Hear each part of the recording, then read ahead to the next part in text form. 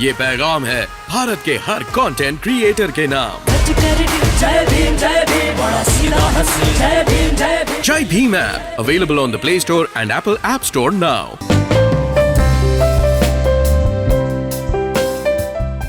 सरकारी कर्मचारी का दर्जा दो और न्यूनतम वेतन फिक्स करो, ये आशाओं की मांग है। और पूरे स्कीम वर्कर्स के लिए ये मांग है, क्योंकि आंगनवाड़ी के साथ भी उनको परमानेंट नहीं किया गया है अभी तक, और मिड डे मील का तो बात ही खत्म है। तो इस तरीके से पूरी स्कीम वर्कर्स की एक मांग है हमारी कि सरकारी कर्मचारी का दर्जा दिया जाए और सभी को न्यूनतम वेतन दिया जाए। ये मोदी सरकार भी कर सकती है और ये केजरी सरकार भी कर सकती है, क्योंकि इन लोगों के हाथ में है, लेकिन दोनों ही नहीं करना चाहते। जबकि 45वें श्रम सम्मेलन में, भारतीय सम्मेलन में, इन्होंने ये स्वीकार किया था कि हम कर्मचारी का दर्जा देंगे और आपको न्यूनतम वेतन देंगे, फिर भी नहीं कर रहे हैं। किसी भी सरकार ने नहीं किया, किसी भी प्रदेश की सरकार ने नहीं किया। तो ये हमारे लिए बड़ी, मतलब हमारे देश की सरकारों को शर्म से डूब मरने वाली बात होनी चाहिए। लेकिन फिर भी कहते हैं अच्छे दिन ला रहे हैं, और हमारे अच्छे दिन आ रहे हैं। हम कर्मचारी हैं, हमारे अच्छे दिन आ रहे हैं। और जनता साथ भी है उनके लिए। हाँ, जनता साथ है या नहीं, ये तो पता चलेगा तब जब वाकई रियलिटी सड़कों पे जाके देखी जाए। आदि मतलब कई हैं जो अंधभक्त हैं, जो उनकी सुनते हैं और उनकी एक एक बात को फॉलो करते हैं, लेकिन ऐसा सारी जनता के साथ तो नहीं है ना। अगर 10% जनता उनकी अंधभक्त है तो 90% जनता में से 50% जनता उनकी विरोधी है। उस 50% जनता की कौन सुन रहा है? वो सुनते नहीं है, उल्टा बल्कि मतलब दबाव डाल के या उनको लालच दे करके या किसी तरीके से उनसे वोट हासिल करना उनका एकमात्र साधन होता है। मैडम, पिछले कई सालों से मैं भी आपको देख रहा हूँ, आप सड़कों पर लगातार आंदोलन कर रहे हैं, लेकिन सरकार को कोई फर्क तो पड़ता नहीं। मैं भी देख रहा हूँ। नहीं, सरकार पे फर्क पड़ता है, लेकिन सरकार ये कहती है कि हम आपकी सुनेंगे नहीं, आपको हम देंगे नहीं, जो आप मांग रहे हो वो देंगे नहीं, क्योंकि अगर आपको दे दिया तो और आंदोलन खड़े हो जाएंगे। जैसे आंगनवाड़ी वालों का है, अभी आंदोलन चला था, 800-900 आंगनवाड़ियों को निकाल दिया, लेकिन बात वहीं आ गई कि उनका संघर्ष जो है उसको देख करके उन्होंने पेमेंट तो बढ़ाया ना, 12,000 तो करना पड़ा ना।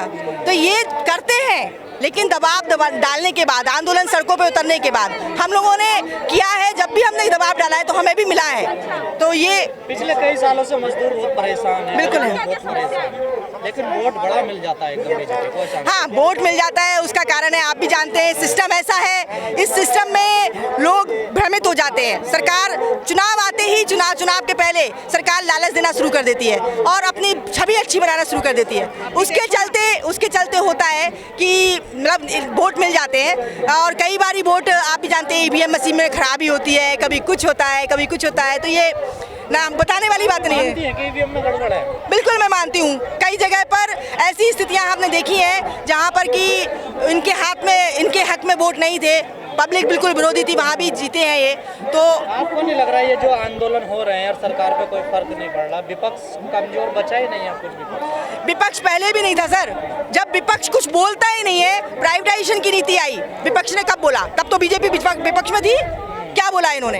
केजरीवाल आज प्राइवेटाइजेशन को बढ़ावा दे रहे हैं। फिक्स टर्म एम्प्लॉयमेंट आया, लाइक मोदी सरकार, लेकिन केजरीवाल यहाँ पे लागू किए हुए हैं। जितने स्वास्थ्य कर्मी खड़े हुए हैं, इनको वैक्सीनेशन के लिए रखा गया। सिविल डिफेंस वाले, उनका काम खत्म, उनका नौकरी खत्म, उनको कुछ नहीं पूछा जाएगा। फ्री दे रहे हैं हम सब। नहीं, ये फिक्स टर्म एम्प्लॉयमेंट है, जिसका मतलब है जब तक टर्म है तब तक आपकी एम्प्लॉयमेंट है, उसके बाद आप गायब हो, आपको कोई पूछेगा नहीं। केजरीवाल अच्छा काम भी कर रहे थे, पंजाब में भी सरकार बना। बिल्कुल सर, मैं कम मना कर रही हूँ, लेकिन प्राइवेटाइजेशन मॉडल दिया उन्होंने। मैं बिल्कुल एग्री करती हूँ, मोदी जी भी अच्छा काम कर रहे हैं, लेकिन प्राइवेटाइजेशन की नीति को कोई भी वापस लेना चाहता।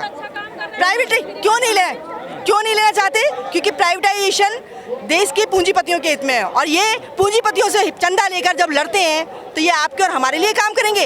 ये प्राइवेटाइजेशन को ही बढ़ावा देंगे, उनके जेबों में पैसा इकट्ठा करेंगे, इसीलिए ये उसको कभी विरोध नहीं करते। बेरोजगारी इतनी बढ़ रही है। देश के लोगों को क्या चाहिए? हिंदू मुस्लिम मिल तो रहा, धर्म मस्जिद के नाम पर लड़ने को छोड़ दिया, तो लड़ते रहिए। सर आप ये रोजगार किसको चाहिए बताइए? बिल्कुल सर, सबको चाहिए, आपको चाहिए, मुझे चाहिए, सबको रोजगार चाहिए। बताइए रोजगार सबको चाहिए सर, लेकिन ये लोग उसके नाम पे भरमा रहे हैं। जैसे मजदूर 2 साल उनका काम नहीं था, उनको 5,000 रुपये केजरीवाल ने दिए महीने के। अगर उसकी जगह सरकार उनको रोजगार देती तो वो काम करता और काम का पैसा लेता। उनको निठल्ला बनाने की कोशिश है इस सरकार के द्वारा। सर आपके देखिए, एक पेटी के साथ दूसरी पेटी फ्री, एक बोतल के साथ दूसरी बोतल फ्री। तो केजरीवाल सरकार क्या कर रही है? पंजाब में नशा मुक्त कर रहे हैं। ये तो इनके वो जीतने के तरीके हैं। जीतने के बाद ये पंजाब में भी यही करने वाले हैं, कोई नई चीज नहीं है, कोई नई चीज नहीं है। वोट नहीं करेंगे तो फिर शराब का कैसे वोट होता है? वोट ये दे लेते हैं झूठे वादों पर। झूठे वादे करते हैं ये सरकार के साथ, सरकार आने के बाद ये उससे पलट जाते हैं। खुद बोलते हैं मोदी जी, जनता को समझना चाहिए ना। हाँ, जनता को समझना चाहिए, जनता को जागरूक होने की जरूरत है, और जो जागरूक होते हैं वो सड़कों पर होते हैं, हमारी तरह सड़कों पर होते हैं। लेकिन आप तो सड़कों पे रहते हैं हमेशा। नहीं, ऐसा नहीं है सर। आप मोदी जी ने कहा भी था आप तो आंदोलनजीवी हैं। नहीं, जो आंदोलनजीवी बोलते हैं जिनको, अगर ये सही का विरोध करना आंदोलनजीवी होना है तो हम आंदोलनजीवी हैं। हम सही का विरोध करेंगे और बार बार करेंगे, तब तक करेंगे जब तक हम इसको बदल नहीं देंगे। ये मजदूर कानून जो आप किए हैं सरकार बिल्कुल, ने, बिल्कुल। इसमें क्या कहना है? सर, उसका एक तो मैं बता ही रही हूँ, फिक्स टर्म एम्प्लॉयमेंट जो अभी सरकार दे रही है, क्या केजरीवाल मकसद क्या है? सरकार लगातार कमजोर कर रही है। सरकार का मकसद यही है कि कैसे भी करके जो यूनियंस हैं इनको ख़त्म कर दिया जाए, ताकि कोई विरोध की आवाज़ ना उठ पाए। इसमें जो 4 लेबर कोड बने उसमें यूनियन बनाने का अधिकार भी एक तरह से ख़त्म कर दिया है। ना तो आपके साथ 70% 80% लोग होंगे, ना आप यूनियन बना पाएंगे और ना ही आप आवाज़ उठा पाएंगे। आवाज़ उठाएंगे तो आपके खिलाफ कार्रवाई भी कर दी जा सकती है। तो ये सब चीज़ें वो इसीलिए ला रहे हैं यूनियन के ख़त्म करने के लिए, कि ताकि आवाज़ उठाने की जो एक अभी उनके पास हथियार है यूनियन, वो भी बंद हो जाए। तो ये बहुत बड़ी चीज़ नहीं है 4 लेबर कोड लाना उनके लिए, लेकिन इस पे हम जनता अगर एक मत हो जाए तो इसको भी वापस करवा सकते हैं। आपके 4 दिन से हड़ताल चल रही है, आज लास्ट दिन है, तो अब क्या आगे क्या रहेगा? लगता है सरकार पे कोई फर्क पड़ेगा? बिल्कुल पड़ेगा सर, लेकिन इसके लिए हमें और थोड़ी मेहनत करनी पड़ेगी। हम मानते हैं इसको, थोड़ी और मेहनत करनी पड़ेगी हमें। सड़कों पर और जो जनता है उसको लाना पड़ेगा।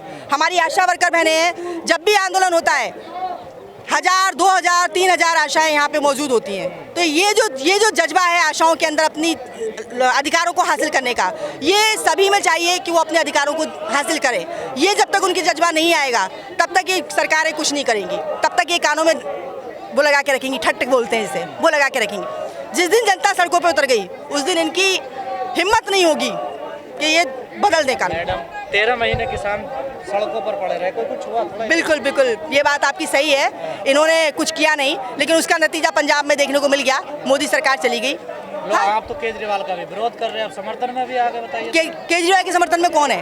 मोदी सरकार। पर देखिए नुकसान, मोदी सरकार चली गई, मोदी सरकार ने नहीं माना। वहाँ कुछ नहीं था पंजाब में। कोशिश उनकी पूरी थी जीतने की और पूरा उन्होंने प्रचार किया, लेकिन यूपी में जीत गई है बीजेपी फिर से। यूपी में जीत गई, हरियाणा में जीत के दिखाए, हरियाणा में जीत के दिखाए।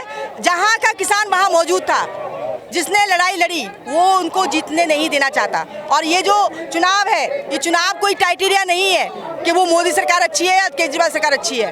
ये क्राइटेरिया कभी नहीं हो सकता। नहीं, जब विपक्ष या कोई लोग सवाल करते हैं ना सरकार से कि आप ये पॉलिसी गलत ले आए, यहाँ पर शोषण हो रहा, लोग कह रही जनता तो हमारे साथ है, सारी वोट तो सब हमें दे रही है। सर, जनता नहीं है साथ, ये कहना गलत है। जनता बिल्कुल साथ नहीं है। जनता जिनकी जेब भर दी जाती है, जो मतलब जो ऐसे लोग हैं जिनकी मजबूरी का फायदा उठाया जा सकता है, उनका फायदा उठा रहे हैं मोदी सरकार या केजरीवाल सरकार और जीत रही है। ये सिस्टम की गलती है। इस सिस्टम को बदलने की जरूरत है। तो सिस्टम को बदलने के लिए तो आप भी जानते हैं, हम भी जानते हैं, क्रांति की जरूरत है। और जिस दिन क्रांति होगी, चुनाव नहीं, क्रांति वोट से नहीं बदलेगी, वोट से नहीं बदलेगी। वोट से बदलनी होती तो केजरीवाल ही नहीं बदल देते। स्कूल अच्छे करने, लोकतंत्र वोट की राजनीति होती है ना, होती है वोट की राजनीति, लेकिन उस मोदी जी पीएम है। भैया जब चोर खड़े होंगे, मौसेरे भाई खड़े होंगे, तो आप किसको जिताएंगे? चोर कौन नहीं है? आपने बहुत बड़ी बात कही, कौन सी पार्टी चोर नहीं है? इसलिए मैं बोल रही हूँ, चोर मौसेरे भाई हो रहे हैं, यहाँ खड़े हो रहे हैं और जीत रहे हैं। अगर एक सही ईमानदार पर्सन को अगर खड़ा किया जाए तब तो बात है कि वो जीते और वो कुछ करके दिखाए। केजरीवाल भी चोर नजर आते हैं आज की कंडीशन में तो नजर आते हैं। अब पंजाब में कुछ और बोल रहे हैं, दिल्ली में शराब की बिक्री कर रहे हैं, तो चोर नजर आ रहे हैं। कह रहे थे बनियाओं में जब बेचना अच्छा आता है। हाँ, तो बस ठीक है, इसलिए तो बनियागिरी यहाँ कर रहे हैं, पर कुछ सालों बाद पश्चिम उसमें पंजाब में भी करेंगे। तो वो तो बनिया है, अपनी चीज बेचना जानता है, बेचेगा। आप और हम नहीं रोक पाएंगे उन्हें। वो शराब वहाँ भी बेचेगा, निश्चित है। आज चुनाव जीतने के लिए जैसे जुमलेबाजी मोदी जी करते हैं, मोदी जी खुद बोलते हैं कि चुनाव जीतने के लिए झूठे वादे सब करते हैं, हमने भी किए। वही केजरीवाल ने अपना लिया है, उनके नक्शे कदम पे चल पड़े हैं केजरीवाल अभी मोदी जी के। तो इसमें कोई बात